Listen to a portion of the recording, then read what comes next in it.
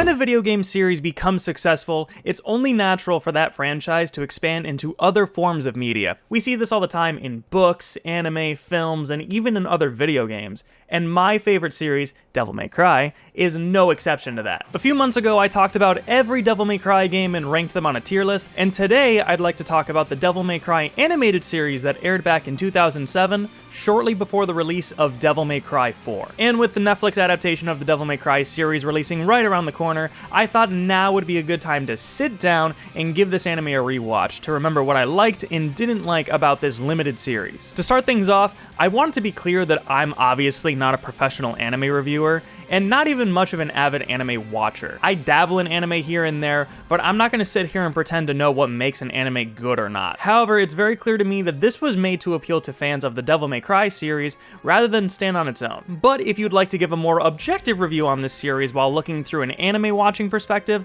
I would love to read those thoughts down in the comments. And if you enjoyed the video, don't forget to leave a like, and if you want to see more videos from me, consider subscribing to the channel. I also have a join button if you'd like to support the channel even further and get access to special perks. Oh, and the last thing I have to bring up is that usually when I make these kinds of videos, I like to show clips and play music that are relevant to the subject I'm talking about. However, considering that we're talking about a Madhouse anime, and after discovering that the entire OST is a homing beacon for copyright claims, I'll be altering the footage a little bit and incorporating clips from the games to avoid any issues. Now with all that being said, let's get into it. Bingo.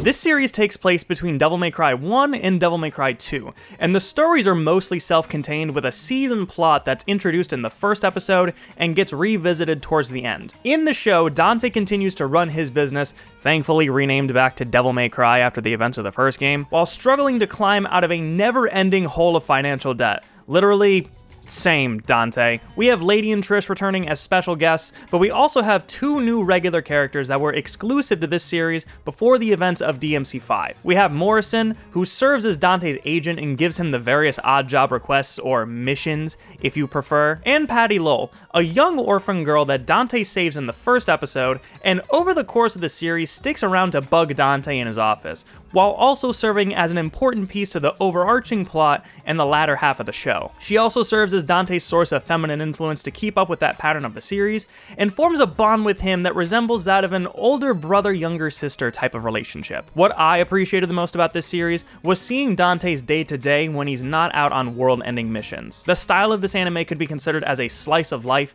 with these low-risk missions ranging from him being a bodyguard on numerous occasions, teaming up with Lady to challenge a racing demon, rediscovering someone from his Anthony Redgrave past, and even playing a high-stakes game of poker. The overarching plot doesn't come to fruition until the last few episodes, which is about this low-level demon named Sid, who weasels his way into acquiring a bunch of MacGuffins throughout the show in order to obtain the powers of a demon named Abigail, who was said to be one of the most powerful demons in history. And to be honest, these episodes were my least favorite of the bunch, and whenever I decide to put on the series, I'm usually watching one of the one-off side missions because they're just more interesting to me. It's hard to determine which of the bunch is my favorite episode, because of my favorite episodes in this series, I like them each for different reasons. There's an episode where we're in the perspective of an outsider who begins following Dante after his crush uses Dante as an example of the type of man she wants to date. And I loved seeing how an average Joe would view someone like Dante and all of the mysterious paranormal stuff that happens around him. There's another episode where Dante gets himself arrested to infiltrate a prison overran by demons in order to save an innocent man through a client's request. All isn't as it seems with this client, and the reveal at the very end was really emotional,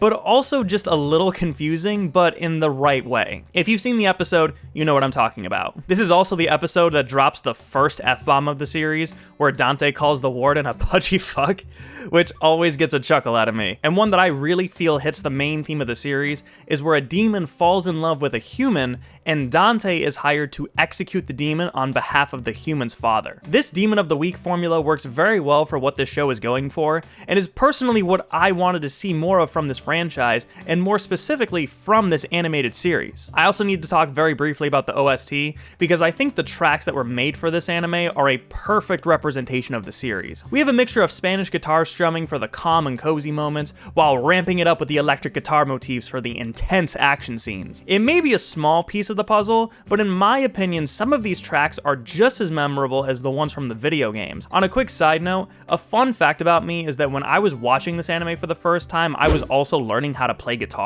and one of the songs I ended up learning and playing for a music showcase we were putting on was Life Is On You from this anime. It's been a hot minute since I practiced, but I still have my notebook stashed in my guitar case with the notes, just in case I ever feel like picking up the guitar again. Speaking of guitar cases, one of the small, finer details about this series that I absolutely love is that when he's incognito, Dante actually hides his giant sword in a guitar case. It's such a fun and quirky thing that makes perfect sense for the show, since it would be weird for Dante to be carrying around his sword casually on his morning stroll to the pizza shop, and he'd need something that would give him quick access to his sword, but also wouldn't arouse suspicion. And this is likely a reference to the movie Desperado starring Antonio Banderas, where his character strolls through the town carrying a guitar case full of guns. And this was a habit I also picked up because after seeing both Desperado and the DMC anime, I decided to carry around all my martial arts weapons in a guitar case. I know it might seem weird, but it was actually the most efficient way of storing all my weapons in one place and carrying it to practice every week. And since my instructor was the one who introduced me to Desperado in the first place,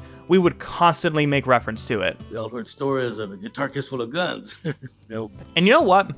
Since I have y'all here, I'm just gonna take this moment to tell you to just go watch Desperado. It's a great movie, and it has a lot of other smaller DMC references if you look closely. Going back to the Devil May Cry anime, I've already mentioned in previous videos that the DMC 1 outfit is my favorite look for Dante, and it was so nice to see it again with this beautiful art style that still felt like it was set in the main continuity. They made a small change by having his hair combed down like it was in DMC 3, instead of how it was parted in the first two games, likely because we were just coming off DMC 3 when this was being made. And speaking of Devil May Cry 3, the other thing that this series did that in my opinion really enhances the experience was getting Ruben Langdon back to reprise his role as Dante. I've never watched the entire show in Japanese, and that's in part because Ruben did such a great job voicing this character, especially here in the anime. And I'm not sure if this is going to be a hot take, but I really like the way that Dante is portrayed here. This is a very different version of Dante, especially compared to DMC 3 released a few years prior, which had debatably everyone's favorite version of the character. He actually feels like the perfect combination of Kamiya and Itsuno's Dantes, and is personally one of my favorite interpretations of the character. He still maintains a good sense of humor when he's interacting with the other characters, but also does so with an attitude that's very much aloof, just like his DMC 2 counterpart, which obviously not a lot of people particularly liked. However, the way that I justify Dante's mannerisms in this series is that he's coming fresh off of the events of DMC 1, where he avenged his mother's death by killing Mundus and had what was supposedly his last encounter with his brother. And not to mention that after he wins the fight against Virgil, he straight up explodes like he's a freaking Lego character. Dante's quest for revenge, his main mission if you will, is essentially finished, and after a life-altering event like that, he's then forced to clock back into his 9 to 5 because that grind don't stop. He's in a never-ending hole of debt that he can't escape, some brat keeps coming in to steal all of his Sundays, and he just looks so miserable.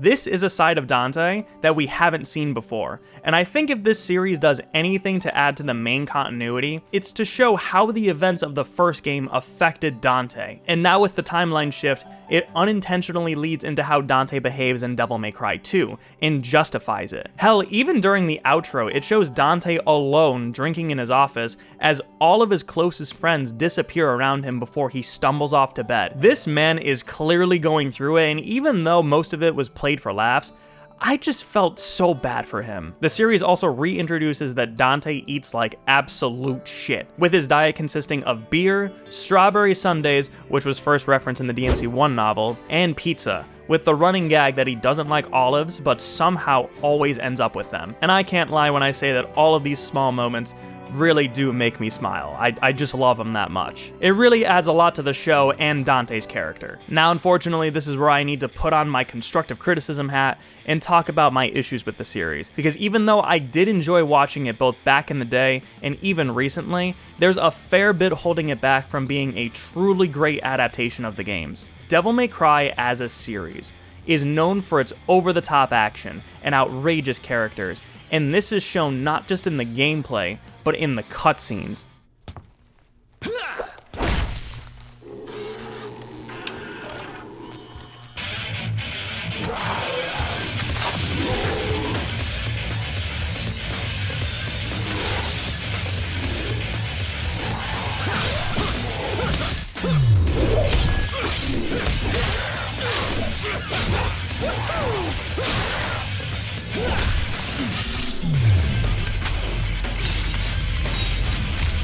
So it would make logical sense that this should translate well into an anime adaptation.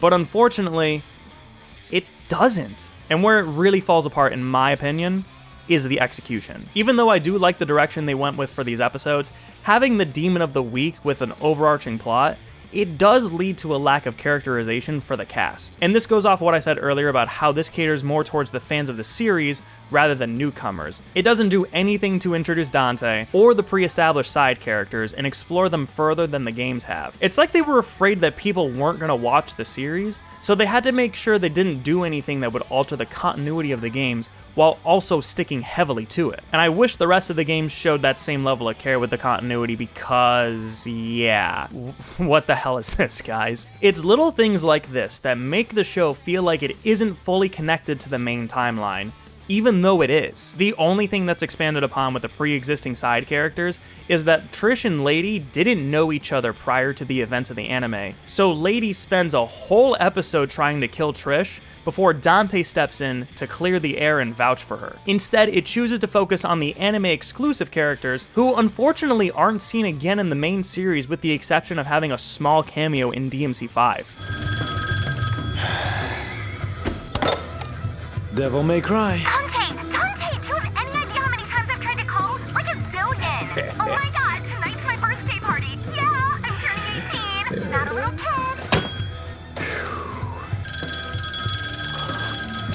Another small gripe I have that I didn't notice until I rewatched it again is that there are barely any stakes throughout the show. This is really hard to accomplish since Dante is pretty much invincible, but at no point did I feel like he or any of the side characters were in real danger. In fact, with the exception of the final 2 episodes, Dante doesn't struggle at all when dispatching these demons. This doesn't help with the fact that these fight scenes are so short and lackluster, likely to save on the cost of animating the fight scenes, but this is a huge disservice to what the series is about. And that's not to say that the production value is bad, because it isn't. But if you look closely, you'll notice that there isn't a whole lot of movement going on. And instead, they're trying to mask it with a camera shake or a long shot. And it gets boring to watch because Dante disposes of his foes in a very simple and boring way. It's like he's fighting on heaven or hell mode where every enemy dies in one hit, but instead of fighting stylishly, he's relying more on efficiency. He doesn't struggle at all to get the win, and he just looks so bored while doing it. Hell, he doesn't even go into his Devil Trigger until the finale,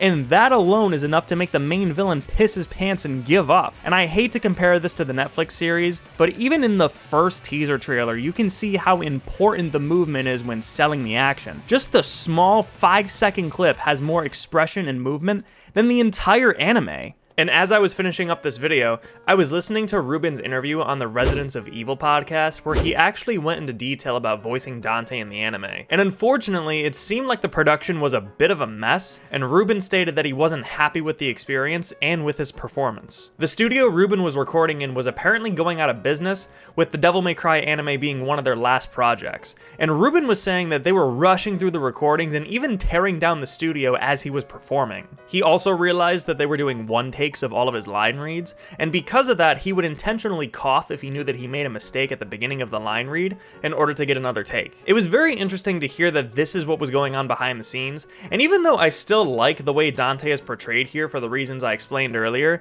this explains why the performances feel a little off. And I need to give huge props to Ruben for making the most of the situation and doing what he could to try and save his performance. This is really unfortunate because as much as I love the Devil May Cry series, it isn't surprising that this falls into the same trope of underwhelming video game adaptations. I think that Devil May Cry has a lot of potential to be a successful series both in anime and in live action, But in this case, I think the faults are due to how it was executed in the direction. I loved the slice of life style that this show was going for, and how it portrayed Dante in this stage of his life, but the overarching plot and the underwhelming action scenes really dragged the whole show down for me. Even though this technically isn't a review, if I were to give this a ranking, since I already did that with the rest of the games in the series, I'd probably put it at a low B or a high C. It has enough here to where I can still recommend it to fans of the series who want more DMC content, but I don't see how I would recommend this to anybody who's never played the games. Those are my thoughts on the Devil May Cry anime, and I would love to hear what you thought of the series down in the comments. I'm very much looking forward to the Netflix series coming out soon, and I'm hoping that it'll be put in the right direction and maybe even introduce new people into the series. And if you made it this far into the video and you enjoyed it, consider leaving a like, as that really does help the channel out immensely. And if you want to see more of my videos, be sure to hit that subscribe button. And I'll leave a link to some of my other DMC content over on the side of the screen over here if you want to check it out, and let me know if there's any other Devil May Cry media that you want me to discuss on the channel. Thank you all again so much for watching. I hope you all have a great rest of your evening, and I will see you next time!